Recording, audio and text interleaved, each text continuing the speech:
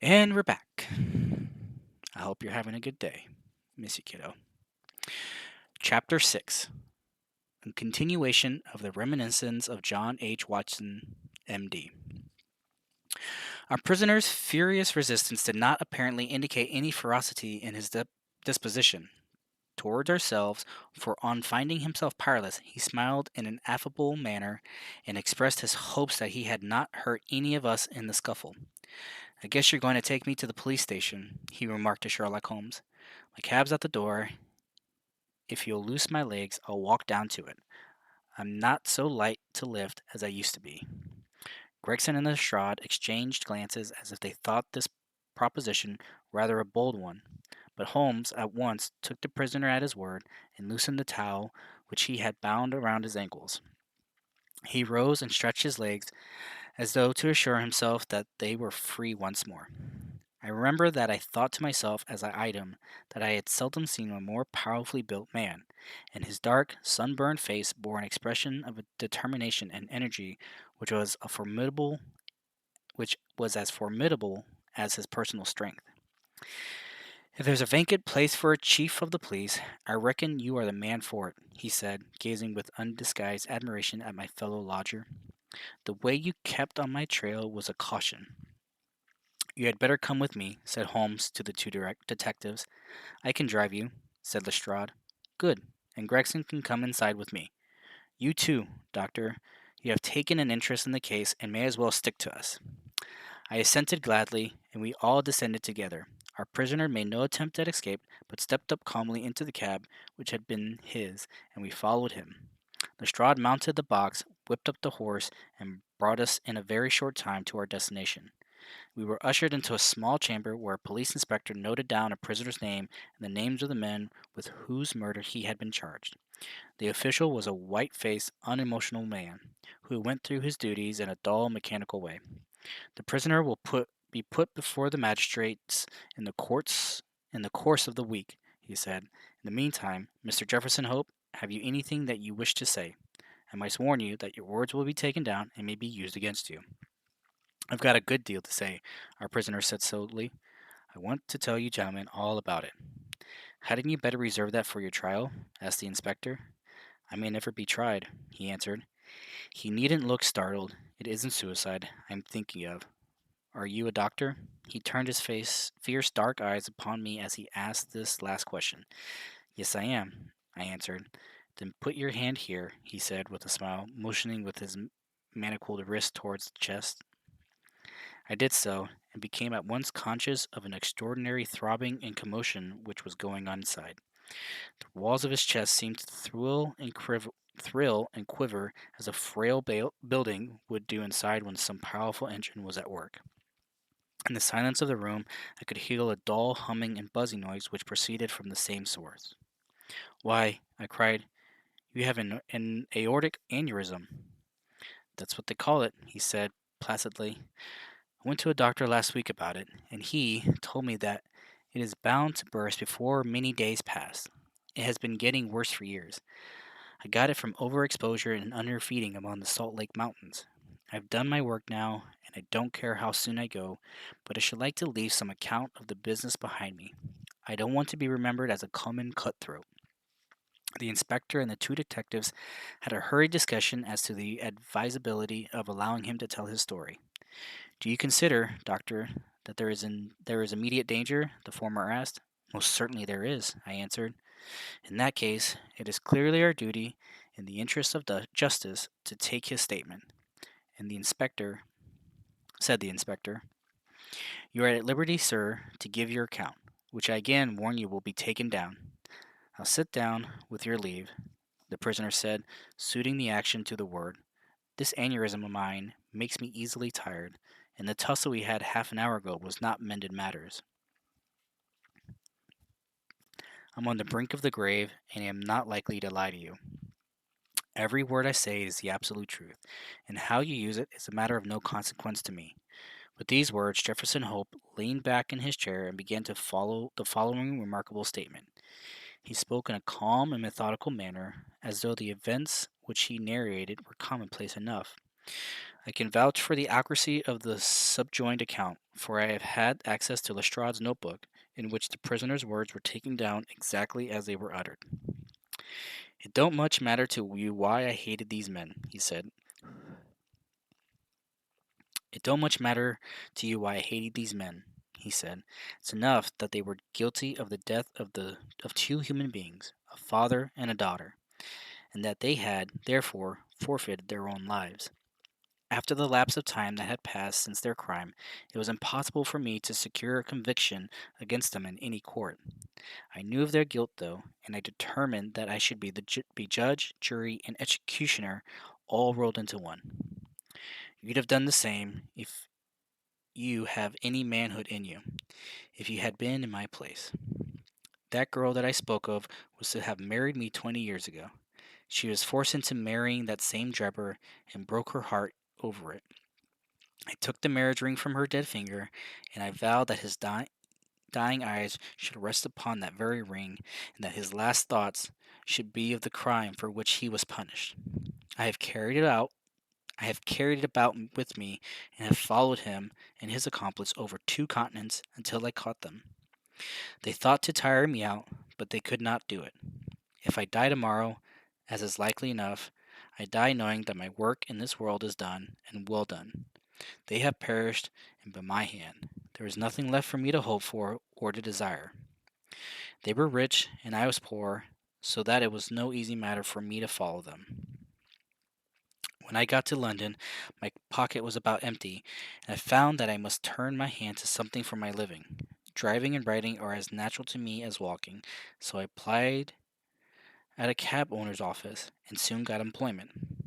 I was to bring a certain sum a week to the owner, and whatever was over that I might keep for myself. There was seldom much over, but I managed to scrape along somehow. The hardest job was to learn about my way about, for I reckon that of all the mazes that ever were contrived, this city is the most confusing. I had a map beside me, though, and when once I had spotted the principal hotels and stations, I got on pretty well.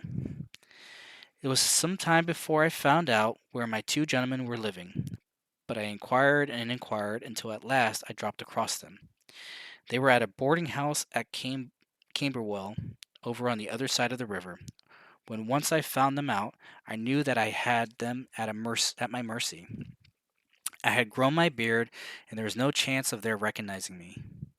I would dog them and follow them until I saw my opportunity. I was determined that they should not escape me again.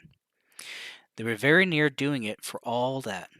Go where they would about London, I was always at their heels. Sometimes I followed them on my cab and sometimes on foot, but the former was the best, for they could not get away from me. It was it was early in the morning or late at night that I could earn anything, so that I began to get behindhand with my employer. I did not mind that, however, as long as I could lay my hand upon the men I wanted. They were very cunning, though. They must have thought that there was some chance of their being followed, for they would never go out alone, and they never after nightfall. During 2 weeks, I drove behind them every day and never once saw them separate. Drebber himself was drunk half the time, but Stangerson was not to be caught napping. I watched them late and early, but never saw the ghost of a chance. But I was not discouraged, for something told me that the hour had almost come. My only fear was that this thing in my chest might burst a little too soon and leave my work undone. At last, one evening, I was driving up and down Torquay Terrace, as the street was called in which they boarded, when I saw a cab driver up to their door. Presently, some luggage was brought out, and after a time, Drebber and Stangerson followed it and drove off. I whipped up my horse and kept within sight of them, feeling very ill at ease, for I feared that they were going to shift their quarters. At Euston Station, they got out, and I left the boy to hold my horse and followed them on the platform. I heard them ask for the Liverpool train, and the guard answered that one had just gone and there would not be another for some hours. Stangerson seemed to be put out at that, but Drether was rather pleased than otherwise. I got so close to them in the bustle that I could hear every word that passed between them. Drebber said that he had a little business of his own to do, and that if the other would wait for him, he would soon rejoin him. His companion remonstrated with him and reminded him that they had resolved to stick together.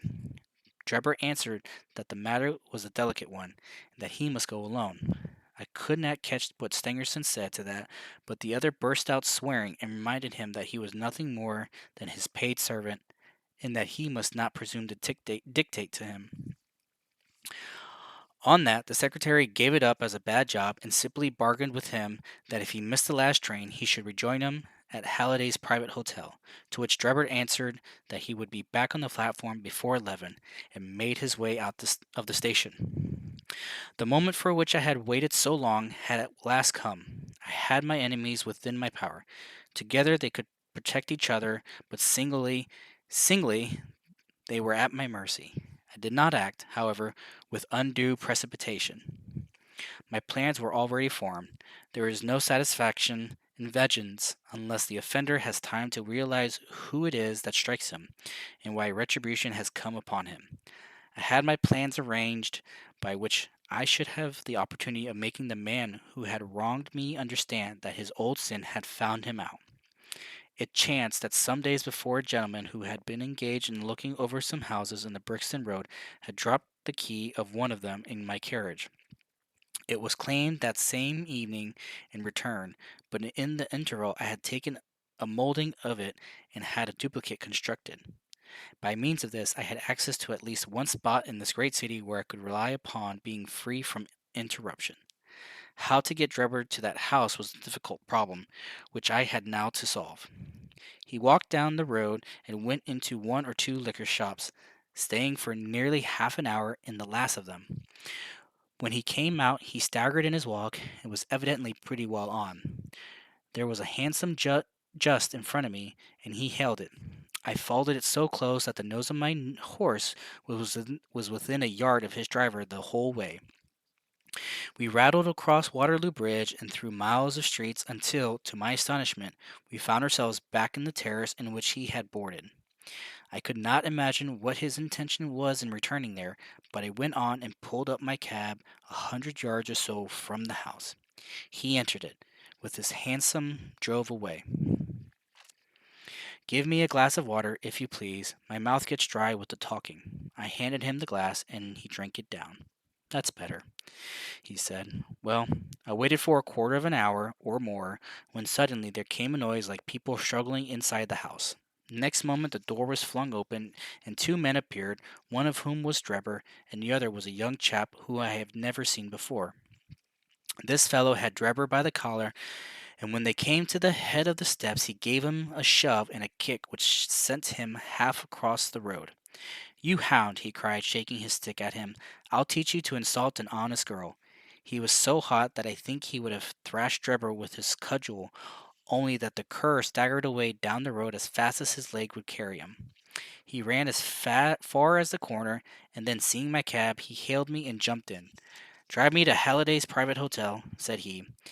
When I when I had him fairly inside my cab, my heart jumped so with joy that I feared lest at this last moment my aneurysm might go wrong. I drove along slowly, weighing in my own mind what it was best to do. I might take him right out into the country, and there, in some deserted lane, have my last interview with him. I had almost decided upon this when he solved the problem for me. The craze for drink had seized him again, and he'd ordered me to pull up outside a gin palace. He went in, leaving word that I should wait for him. There he remained until closing time, and when he came out he was so far gone that I knew that the game was in my own hands. Don't imagine that I intended to kill him in cold blood. It would only have been rigid justice if I had done so, but I could not bring myself to do it. I had long determined that he should have a show for his life if he chose to take advantage of it. Among the many billets which I have filled in America during my wandering life, I was once a janitor and sweeper out of the laboratory at York College. One day the professor was lecturing on poisons, and he showed his students some alkaloid, as he called it, which he had extracted from some South American arrow poison, and which was so powerful that the least grain meant instant death. I spotted the bottle in which this preparation was kept, and when they were all gone, I helped myself to a little of it. I was a fairly good dispenser, so I worked this alkaloid into small soluble pills, and each pill I put in a box with a similar pill made without the poison. I determined at the time that when I had my chance, my gentleman should each have a draw of one of these boxes. When I ate the pill that remained, it would be quite as deadly and a good deal less noisy than firing across a handkerchief. From that day, I had always my pill boxes about with me, and the time had come now when I was to use them. It was nearer 1 than 12, and a wild, bleak night, blowing hard and raining in torrents. Dismal as it was outside, I was glad within, so glad that I could have shouted out from pure exultation. If any of you gentlemen have ever pined for a thing and longed for it during 20 long years, and then suddenly found it within your reach, you would understand my feelings. I lit a cigar and puffed at it to steady my nerves, but my hands were trembling and my temples throbbing with excitement. As I drove, I could see old John Ferrier and sweet Lucy looking at me out of the darkness and smiling at me, just as plain as I see you all in this room. All the way they were ahead of me, one on each side of the horse, until I pulled up at the house in the Brixton Road. There was not a soul to be seen, nor a sound to be heard, except the dripping of the rain.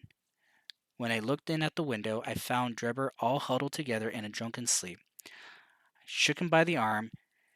"It's time to get out," I said. "All right, cabby," said he.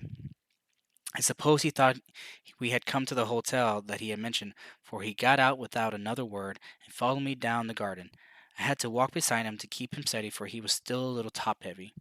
When we came to the door, I opened it and led him into the front room. I give you my word that all the way the father and the daughter were walking in front of us. "It's infernally dark," said he, stamping about. "We'll soon have a light," I said, striking a match and putting it to a wax candle which I had brought with me. "Now, Enoch Drebber," I continued, turning to him and holding the light to my own face, "who am I?" He gazed at me with bleared, drunken eyes for a moment, and then I saw horror spring up in them and convulse his whole features, which showed me that he knew me. He staggered back with a livid face, and I saw the perspiration break out upon his brow, while his teeth chattered in his head. At the sight, I leaned my back against the door and laughed loud and long.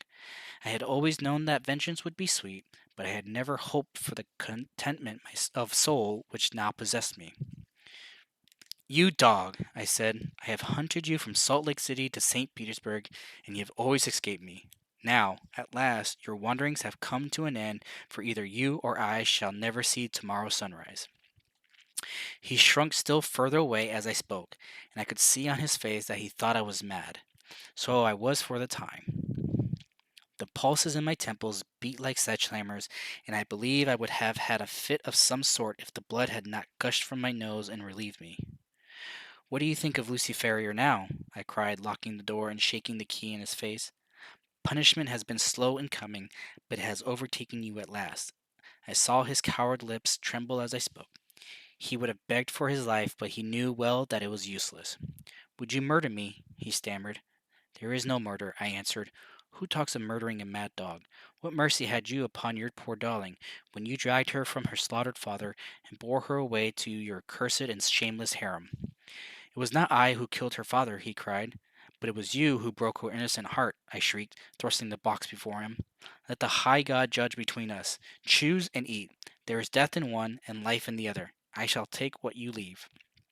Let us see if there is justice upon the earth, or if we are ruled by chance." He cowered away with wild cries and prayers for mercy, but I drew my knife and held it to his throat until he obeyed me. Then I swallowed the other, and we stood facing one another in silence for a minute or more, waiting to see which was to live and which was to die. Shall I ever forget the look which came over his face when the first warning's pang told him that the poison was in his system? I laughed as I saw it, and held Lucy's marriage ring in front of his eyes. It was but for a moment, for the action of the alkaloid is rapid. A spasm of pain contorted his features. He threw his hands out in front of him, staggered, and then, with a hoarse cry, fell heavily upon the floor. I turned him over with my foot and placed my hand upon his heart. There was no movement. He was dead. The blood had been streaming from my nose, but I had taken no notice of it. I don't know what it was that put it in my head to write upon the wall with it. Perhaps it was some mischievous idea of setting the police up with a wrong track. for I felt lighthearted and cheerful. I remembered a German being found in New York with rock written up above him, and it was argued at the time in the newspapers that the secret societies must have done it. I guess that what puzzled the New Yorkers would puzzle the Londoners, so I dipped my finger in my own blood and printed it on a convenient place on the wall. Then I walked down to my cab and found that there was nobody about, and that the night was still very wild. I had driven some distance when I put my hand into the pocket in which I usually kept Lucy's rings and found that it was not there. I was thunderstruck at this, for it was the only memento that I had of her. Thinking that I might have dropped it where I stooped over Drebber's body, I drove back, leaving my cab in a side street. I went boldly up to the house, for I was ready to dare anything rather than lose the ring. When I arrived there, I walked right into the arms of a police officer who was coming out and only managed to disarm his suspicions by pretending to be a hopelessly drunk. That was how Enoch Drebber came to his end, and all I had to do then was to do as much for Stangerson as so pay off John Ferrier's debt. I knew that he was staying at Halliday's private hotel, and I hung about all day, but he never came out. I fancied that he suspected something when Drebber failed to put in an appearance. He was cunning, was Stangerson, and always on his guard. If he thought he could keep me off by staying indoors, he was very much mistaken. I soon found out which was the window of his bedroom, and early next morning I took advantage of some ladders which were lying in the lane behind the hotel, and so made my way into his room in the gray of the dawn. I woke him up and told him that the hour had come when he was to answer for the life he had taken so long before. I described Drebber's death to him, and I gave him the same choice of the poison pills. Instead of grasping at the chance of safety which that offered him, he sprang from his bed and flew at my throat. In self-defense, I stabbed him to the heart. It would have been the same in any case, for Providence would never have allowed his guilty hand to pick out anything but the poison. I have little more to say, and it's as well, for I am about done up. I went on cabbing for a day or so, intending to keep at it until I could save enough to take me back to America. I was standing in the yard when a ragged youngster asked if there was a cabby there called Jefferson Hope, and said that his cab was wanted by a gentleman at 221B Baker Street. I went round, suspecting no harm, and the next thing I knew, this young man here had the bracelets on my wrist and as neatly shackled as ever I saw in my life. That's the whole of my story, gentlemen. You may consider me to be a murderer, but I hold that I am just as much an officer of justice as you are. So thrilling had the man's narrative been, and his manner so impressive, that we had sat silent and absorbed. Even the professional detectives, blasé as they were in every detail of crime, appeared to be keenly interested in the man's story. When he finished, we sat for some minutes in a stillness which was only broken by the scratching of Lestrade's pencil as he gave the finishing touches to his shorthand account. "There is only one point on which I should like a little more information," Sherlock Holmes said at last. "Who was your accomplice who came for the ring which I advertised?" The prisoner winked at my friendly jocosely. "I can tell my own secrets," he said, "but don't get other people into trouble. I saw your advertisements, and I thought it might be a plant, or it might be the ring which I wanted. My friend volunteered to go see. I think you'll own he did it smartly." "Not a doubt of that," said Holmes heartily. "Now, gentlemen," the inspector remarked gravely, "the forms of the law must be complied with. On Thursday the prisoner will be brought before the magistrates, and your attendance will be required. Until then, I will be responsible for him." He rang the bell as he spoke, and Jefferson Hope was led off by a couple of warders, while my friend and I made our way out of the station and took a cab back to Baker Street. All right, that's the end of chapter 6. Only one small chapter left to end the story.